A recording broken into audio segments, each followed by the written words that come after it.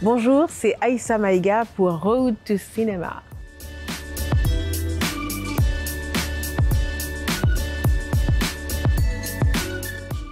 Aïssa Maïga, bonjour, comment allez-vous? Ça va très bien, très bien. Et vous? Très bien, je suis très heureuse d'être ici à vos côtés. On s'était rencontrés sur le tapis rouge du festival Pluriel où vous étiez coprésidente aux côtés d'Emmanuel Béard. Et donc je suis très heureuse de vous retrouver ici au Festival de Cannes en sélection officielle pour Marcher sur l'eau, un documentaire poignant sur les réchauffements climatiques. Quelle histoire racontez-vous?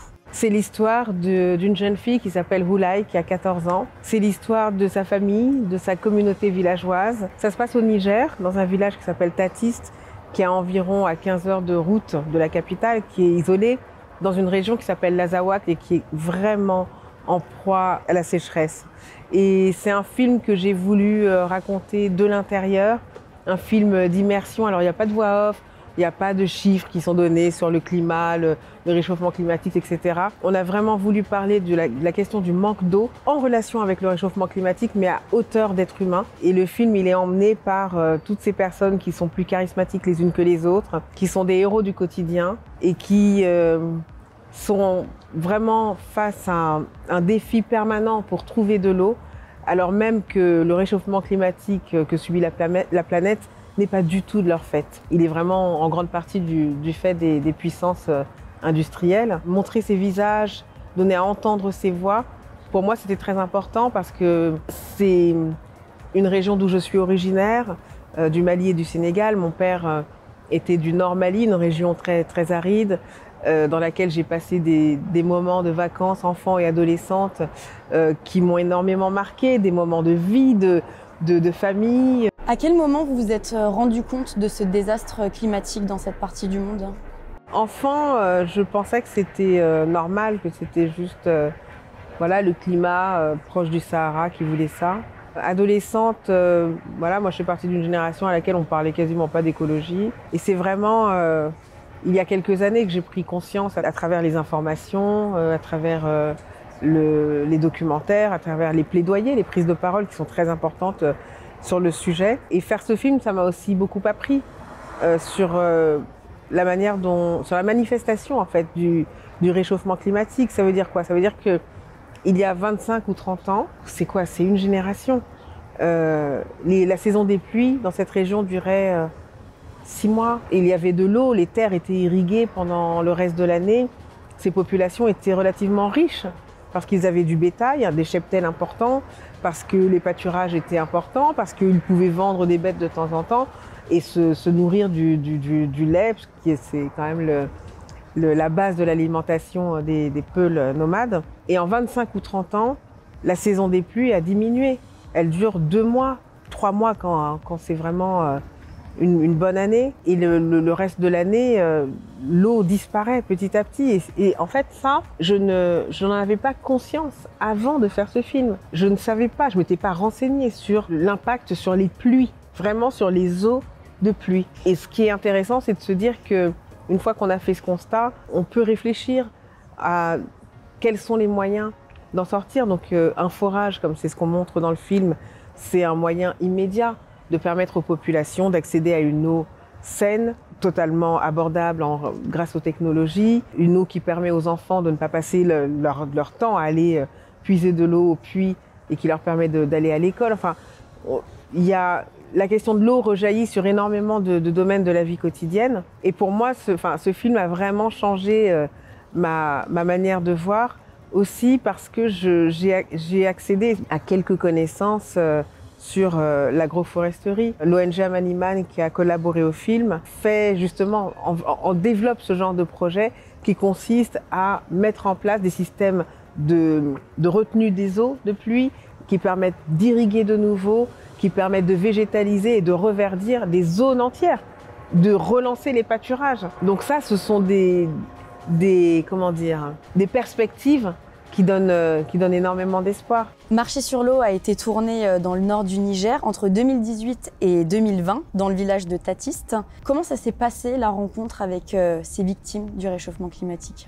Guy Lagache, qui était le premier réalisateur du film, a dû quitter le projet pour des raisons professionnelles. Mais il avait fait des repérages. Et donc, quand je suis allée à Tatiste, au Niger, ils avaient déjà rencontré Guy avant moi, ils l'avaient énormément apprécié. Ils avaient rencontré Ariane Kirtley, la directrice de l'ONG. Quand je suis arrivée, j'ai dit voilà, c'est moi qui vais réaliser le film. Ils savaient déjà de quoi je parlais et ils étaient hyper ouverts à l'idée d'être filmés.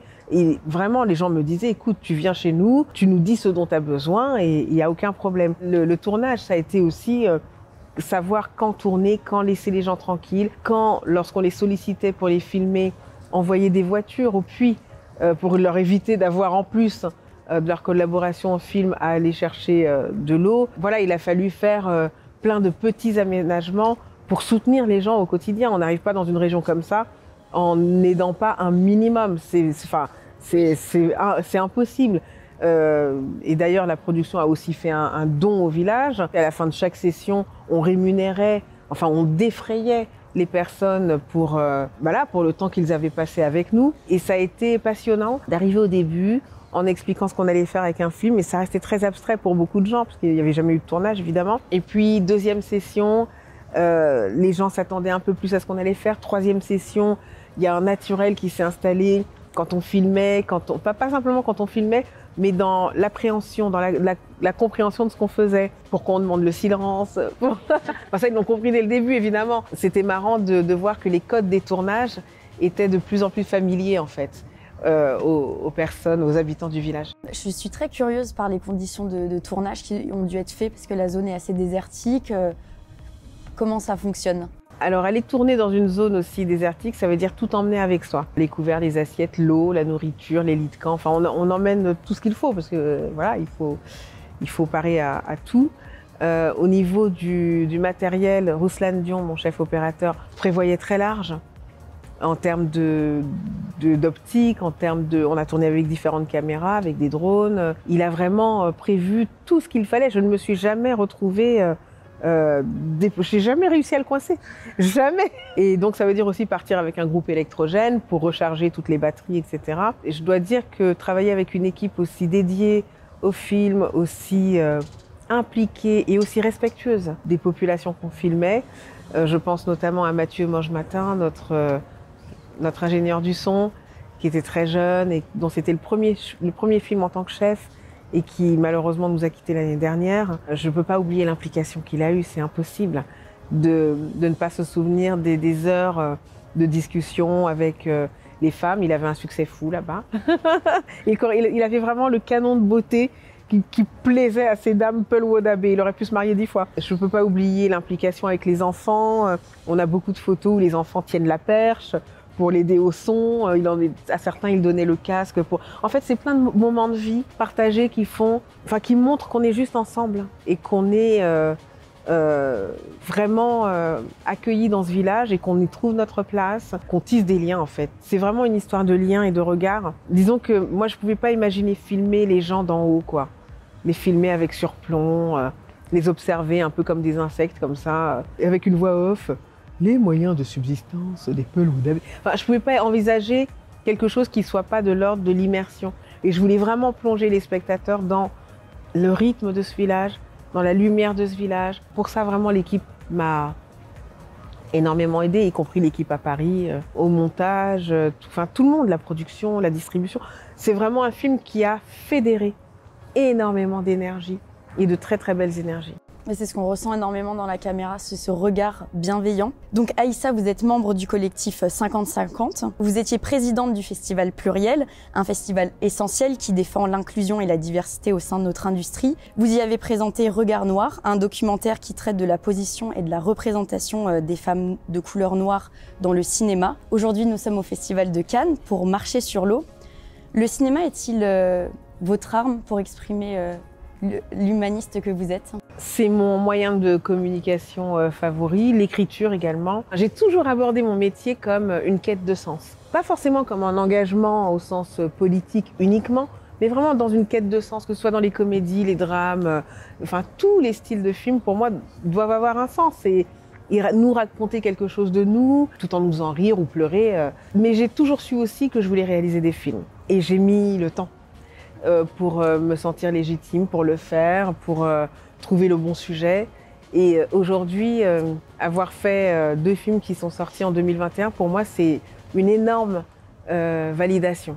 Enfin, Regard Noir a été diffusé à la télévision en mars 2021 et dans quelques mois, toujours en 2021, Marcher sur l'eau va sortir en salle. Et du coup, pour moi, c'est un moment de validation très important qui me rend beaucoup plus sécure. Ça veut pas dire que tous les doutes sont partis, mais qui me légitime face à l'idée d'être à la tête d'un film, de le réaliser, pourquoi pas un jour de produire. Vous avez des projets en cours? Là, je viens de tourner une série anglaise en tant qu'actrice qui s'appelle The Fear Index, qui se traduit par l'index de la peur et qui se passe dans le monde de la finance avec un type de rôle que je n'avais jamais fait auparavant. En anglais, je me suis éclatée, j'ai un peu sué aussi et j'ai hâte moi-même de voir le résultat. Et là, je tourne avec Ramzy Ben Slimane dans un long métrage qui s'appelle Néné Superstar, l'histoire d'une jeune fille, d'une toute jeune adolescente qui est ma fille dans l'histoire et qui est ballerine et qui a le potentiel pour entrer à l'école de danse de l'Opéra de Paris. Et ça, c'est le début de l'histoire.